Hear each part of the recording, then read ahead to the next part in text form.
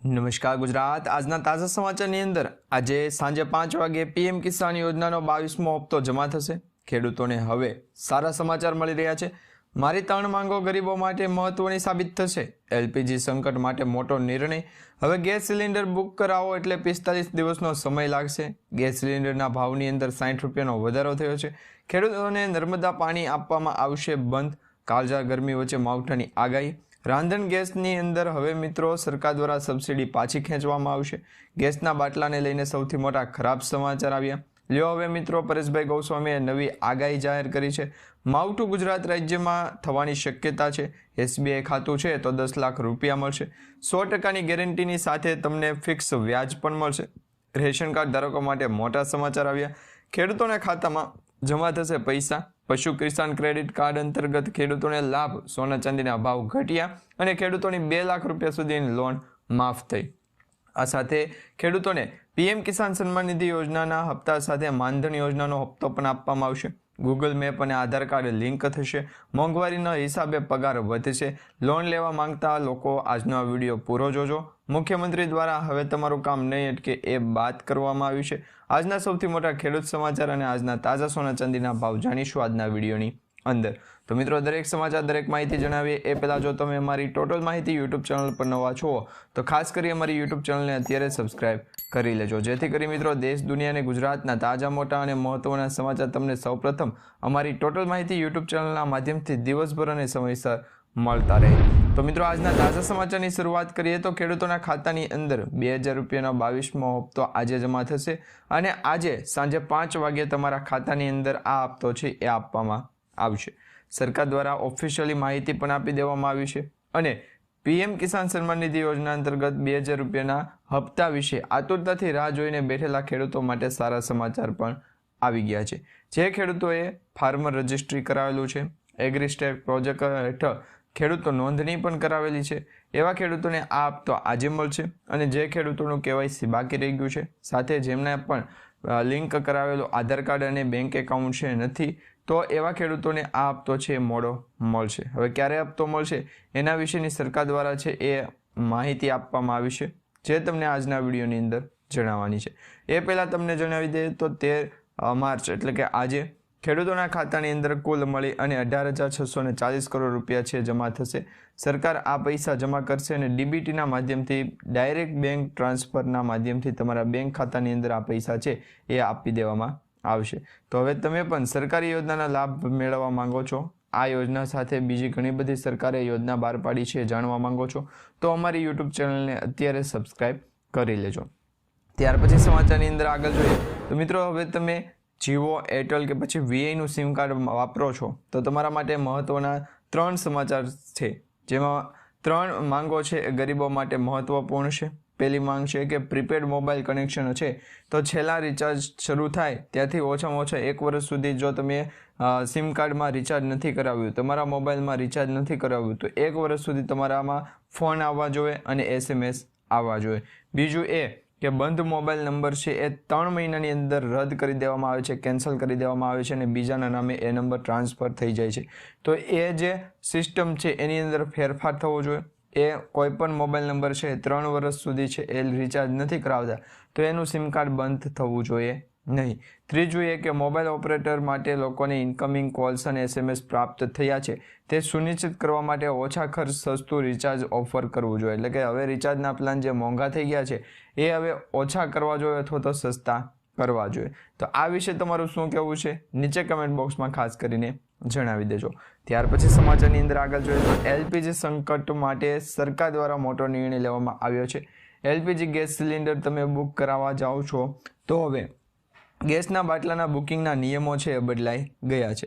ઉર્જા સંકટને પહોંચી વળવા માટે દેશભરની રિફાઇનરીઓએ ગેસ ઉત્પાદનમાં 10% સુધીનો વધારો કરી દીધો છે।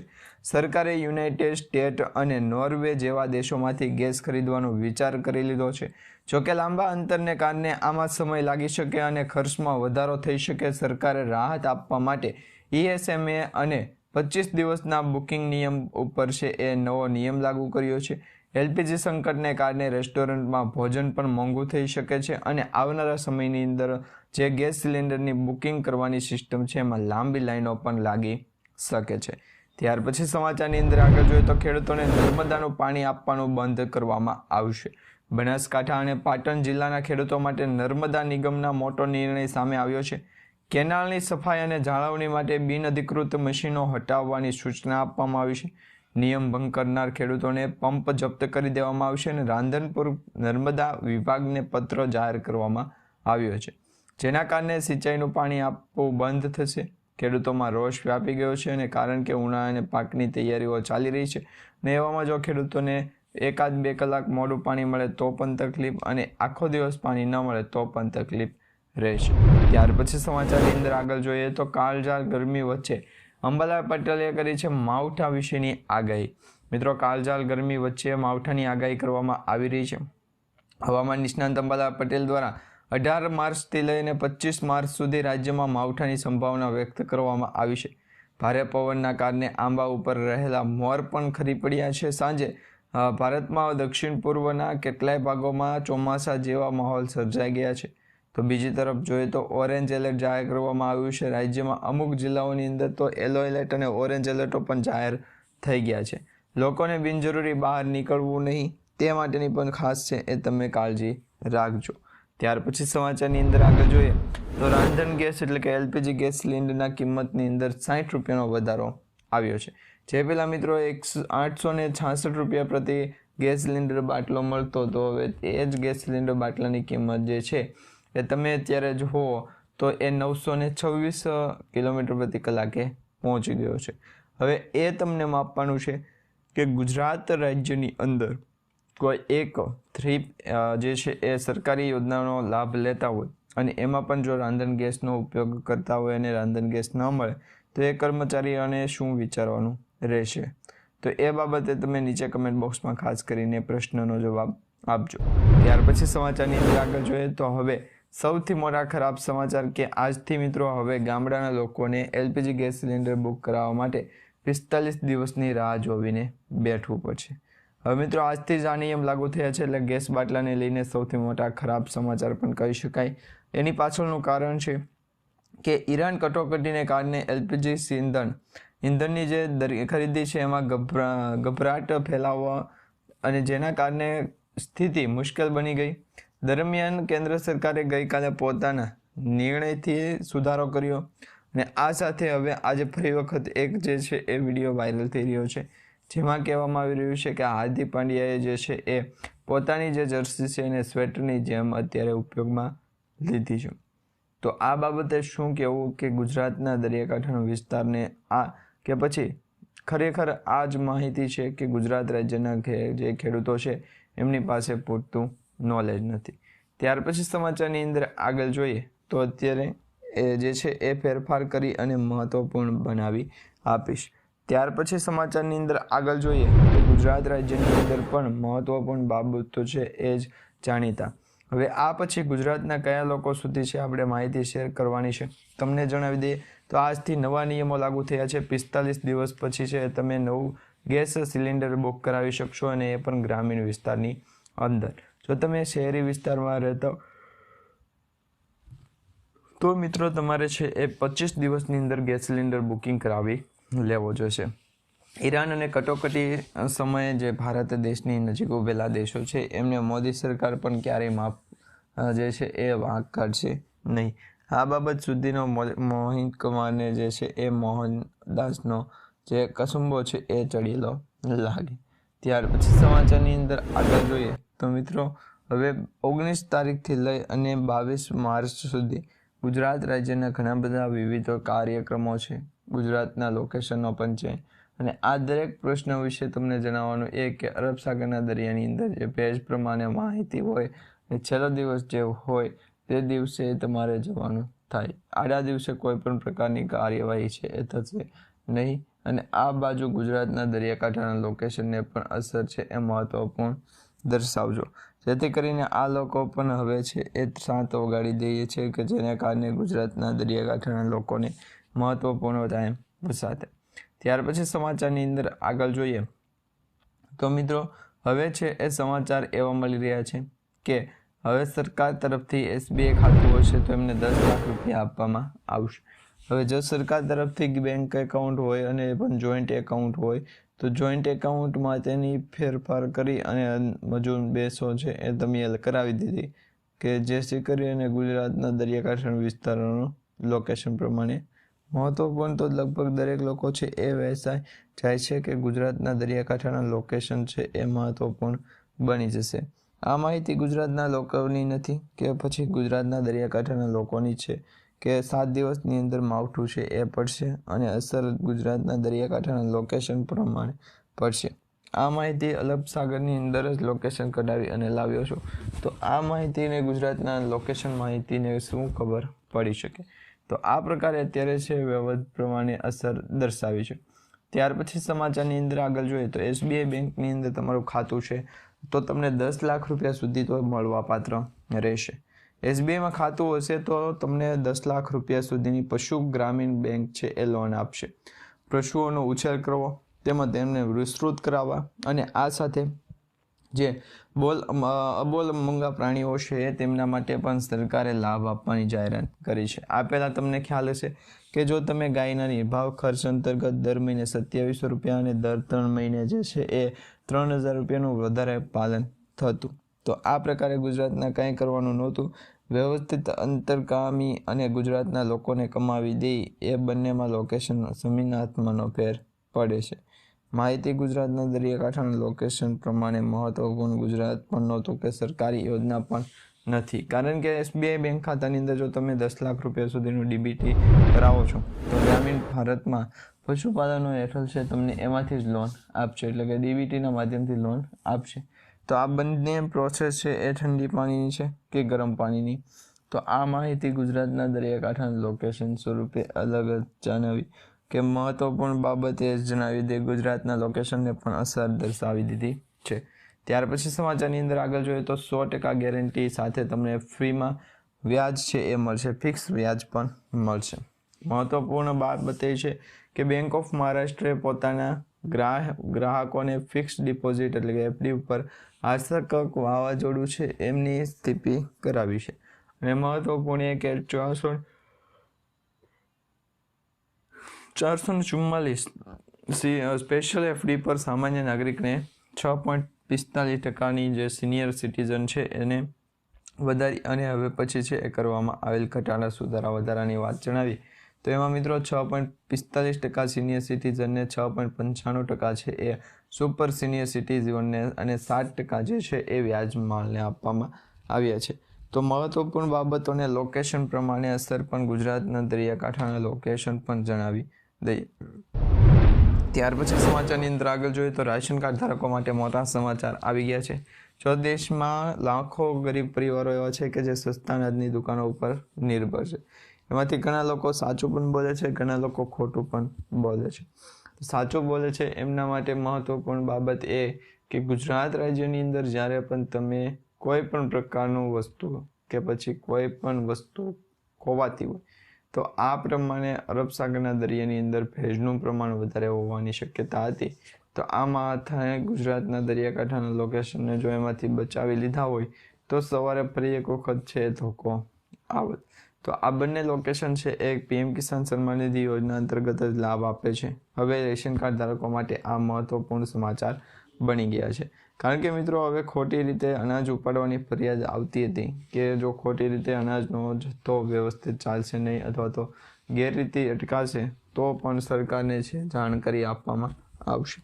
PCR જ આવે ડાયરેક્ટ, જેના કારણે ગુજરાતના દરિયાકાંઠાના લોકેશન જાણતા હોય અથવા તો ગરબા રમતા હોય તો જાણે અરબ સાગરના અંદર બેઠા ગુજરાતીઓને રાસ રમે. તો મિત્રો રેશન કાર્ડ ધારકો માટે પણ આ એક મહત્વપૂર્ણ સમાચાર સાબિત થયા છે. ત્યાર પછી સમાચારની અંદર આગળ જોઈએ તો ખેડૂતોના ખાતામાં જમા થશે પૈસા. જે ખેડૂતો આ બે યોજના વિશે જાણે છે, એક તો PM કિસાન સન્માન નિધિ યોજના અને એક PM માનધન યોજના. આ બંને યોજના મિત્રો ગુજરાતના ખેડૂતોને પણ લાભ આપે છે અને બીજા અન્ય રાજ્યના ખેડૂતોને પણ લાભ આપે છે. મહત્વની બાબત એ છે કે PM કિસાન સન્માન નિધિ યોજના અંતર્ગત અત્યાર સુધીમાં ખેડૂતોને દર વર્ષે માત્ર ને માત્ર 6000 રૂપિયા આર્થિક રીતે સહાયતા આપવામાં આવે છે. પરંતુ માનધન યોજનાનું જો રજિસ્ટ્રેશન જે પણ ખેડૂત કરાવે છે તો એમને માનધન યોજના અંતર્ગત 2000 રૂપિયાની જગ્યાએ દર મહિને 3,000 રૂપિયાનો આર્થિક લાભ આપવામાં આવે છે. પેન્શન સ્વરૂપે આ યોજનાનો લાભ મળે છે અને એ પણ માત્ર 60 વર્ષ સુધી છે એ લાભ નહીં મળે. ત્યાર પછી 60 વર્ષ પછી દર મહિને છે એ લાભ મળવાપાત્ર રહેશે. ઘણા બધા લોકો આવી રીતના છે એ કનેક્ટ થાય છે, પરંતુ સરકારી યોજનાઓનો લાભ લેવા માટે ઘણા બધા લોકો છે એ મહત્વપૂર્ણ પગલાઓ ભરી જાય છે. તો આ જ પ્રકારે છે એ ગુજરાતના દરિયાકાંઠાના લોકોને પણ આપણે ઓળખી શકશું. અને મહત્વપૂર્ણ બાબત એ છે કે ગુજરાતની અલગ અલગ વિવિધ પ્રકારની માનસાઈ છે એ પણ આપણે જોઈ છે. તો આ વિશે મિત્રો તમારું શું કહેવું છે નીચે કમેન્ટ બોક્સમાં ખાસ કરીને જણાવી દેજો. ત્યાર પછી સમાચારની અંદર આગળ જોઈએ પશુ કિસાન ક્રેડિટ કાર્ડની અંદર હવે ફેરફાર કરવો કે નહીં. તો જે પણ થેરી હાલતી હોય એ ચલાવવી પડશે. વીકેન્ડની અંદર જે મહત્વપૂર્ણ બાબત હોય કે ગુજરાતના દરિયાકાંઠાના લોકોને કઈ રીતના આપણે છે મહત્વ આપીશું. સૌપ્રથમ તમને જણાવી દઈએ તો પીએમ કિસાન સન્માન નિધિ યોજના અંતર્ગત તો રજીસ્ટ્રેશન કરાવેલું હોય, જેને કારણે ઘણા બધા ખેડૂતો છે એ આતુરતાથી રાહ જોઈને બેઠા હોય, પરંતુ ત્યાં સુધીમાં તો ડીબીટીના માધ્યમથી ખેડૂતોના બેંક ખાતાની અંદર પૈસા છે એ આપી દેવામાં આવતા હોય છે. હવે જો બીજી અન્ય વ્યક્તિઓને પણ લોકેશન પ્રમાણે માહિતી આપી અને ગુજરાતના દરિયાકાંઠાના લોકોને છે એ અસર દર્શાવવામાં આવી અને આ બાબતે જો કોઈ પણ પ્રકારનો ફેરફાર થયો તો શું કહેવામાં આવે. તો જે દરેક લોકો છે એ અસરના કારણે જતા હોય છે, પોતાનામાં કારણ હોય અથવા તો પોતાના ઘરની અંદર સીધું કરવા માટે જ અત્યારે લોકો જાય છે. મહત્વનું એ છે કે જાય છે ગુજરાતના દરિયાકાંઠાના લોકોને પણ અસર છે એ થવી જોઈએ ને મહત્વ ગુજરાતના દરિયાકાંઠાના લોકોને ખૂબ જ મહત્વપૂર્ણ સાબિત થાય. કારણ કે હવે મિત્રો જે દરિયો છે એ સાબિત થશે શાંત અને તેની અંદરથી અત્યારે આ લોકોની જે દિવાળી છે એ શરૂ થતી જોવા મળી રહી છે. ઘણા બધા લોકો છે એ પીએમ કિસાન માનધન યોજના વિશે જાણે છે, પરંતુ પીએમ કિસાન સન્માન નિધિ યોજના વિશે નથી જાણતા. હવે આપણે મિત્રો બંને યોજના જણાવી છે. પીએમ કિસાન સન્માન નિધિ યોજના જે દર વર્ષે 6,000 રૂપિયાની આર્થિક સહાયમાં આવે છે અને આ આર્થિક સહાયનો લાભ લેવા માટે તમે કોઈ પણ જગ્યાએ મજૂરી કરી શકો. બીજા નંબરની એ મહત્વપૂર્ણ બાબત કે ગુજરાતના દરિયાકાંઠાના લોકોને પણ અરબ સાગરના દરિયામાંથી છે ભેજનું પ્રમાણ વધારે આવે ત્યાં સુધી જ છે એ આપણે રાખીશું. ત્યાંથી આગળ વધતા એટલે લોકેશન છે ગુજરાતનો દરિયાકાંઠાનો અસરને પણ મહત્વપૂર્ણ બનાવી આપે. ત્યાર પછી સમાચારની અંદર આગળ જોઈએ તો મિત્રો હવે સોના ચાંદીના ભાવની કિંમતનો વધારો થતો જોવા મળી રહ્યો છે.